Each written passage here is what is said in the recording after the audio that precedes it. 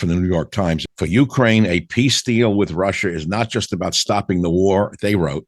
A deal should also prevent the next one by convincing Russia that its invasion was a costly failure. So, in other words, we haven't put enough pain onto Russia. We haven't had enough Russian men killed. We haven't displaced enough millions of Ukrainians into Europe. We need to do more yet. More cities need to be blown up in order to teach Putin that it was a costly failure. But, you know, I've studied this from the beginning as a civilian. And people don't know that Ukraine has been ravaging Donetsk for 8 years. It killed 14,000 women, children, and old people in this region. This is a Russian-speaking region. And still we condemn the Russians for standing up for their fellow citizens in eastern Ukraine. It makes no sense.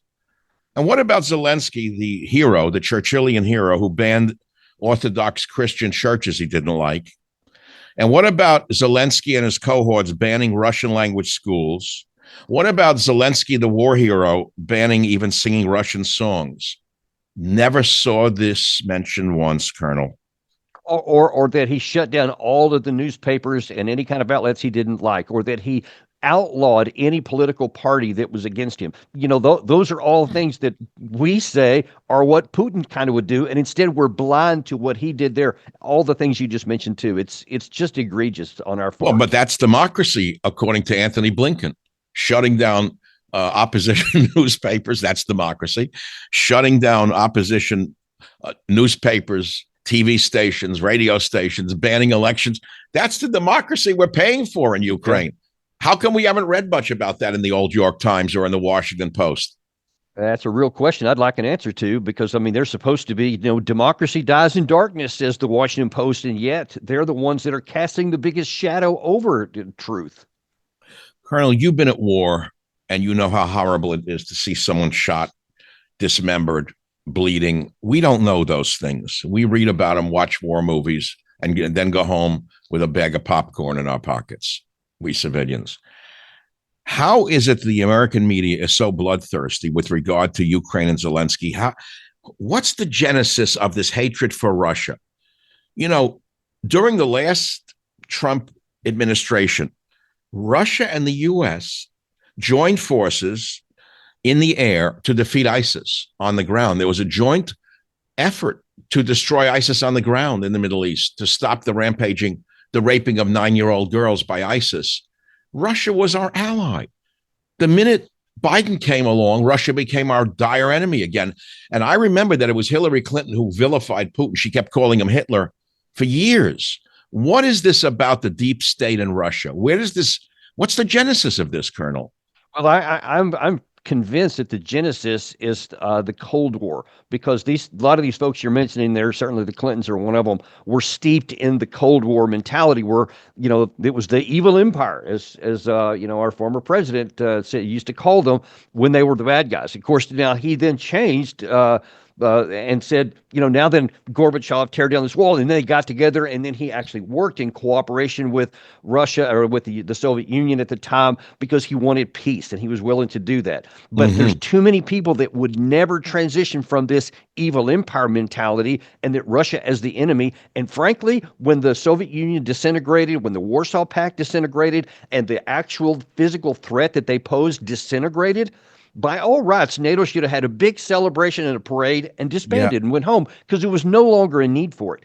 But instead, they had to find a new enemy. We can't have, there is no NATO if there's no enemy. That's what I think. And like you said about the money, there's a lot of money flowing in with all that, and a lot of people are getting really rich, and they don't want to lose that gravy train. They don't care about what works or what doesn't, or what's needed or what's not.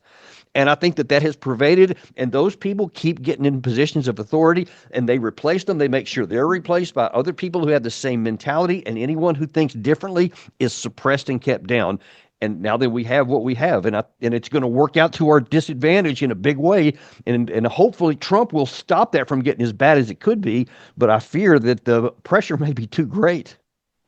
You know, USAID and its corruption was funding news bureaus such as Reuters and the AP for years now with tens of millions of dollars. So why would USAID be funding Reuters and AP other than to keep pushing the Cold War mentality, pushing the propaganda, whatever it may be, LGBTQ, blah, blah, blah. We see what's going on. And of course, we're cutting Trump's slicing it to ribbons, all of this money stuff. But, you know, Zelensky attacking Trump on the verge of a peace treaty, from his point of view, he's being left out in the cold. He's being told in no uncertain terms, you're part of the problem, not part of the solution. Get out of the way while the big boys stop this carnage. And Zelensky, instead of saying, I'll compromise, I'll go along with it, he's getting even crazier. He's doubling down. This kind of midget on the world stage is trying to take on Goliath. How does he think this is going to end for him? And he's taking on the Goliath who's trying to save his life. We're not talking about the Goliath of Putin, which, you know, they're antagonists if they're fighting a war. He's taking on the guy who's on his side and that could make sure preserve the lives of all the rest of the Ukrainians so no one else has to die for a war that can never be won. Like the Biden administration refused to do. They kept feeding this war so that more Ukrainians would die pointlessly. And I know many people in the Biden administration knew it was unwinnable, didn't care, and they kept going down that path. Colonel, I keep reading different, you know, here's the other part that just bothered me over these years of this war. We're supposed to celebrate as American how many Russian boys were killed yesterday. I'm seeing in the newspaper, yes, they killed 400, they killed 4,000 yesterday with American weapons. I get sick to my stomach. That means they were macerated into chopped meat with the weapons we were sending Ukraine. You know, it reminds me of Guernica, where Hitler tested his new air weapon. I think it was using the Stuka bomber on Guernica in Spain, testing his new weapons before World War II on the innocent people in Guernica, Spain.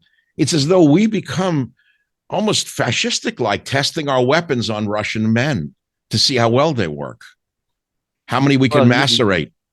You know, and you have Lindsey Graham, who's the biggest cheerleader of that, and it just revolts me when I see that. I can't believe that.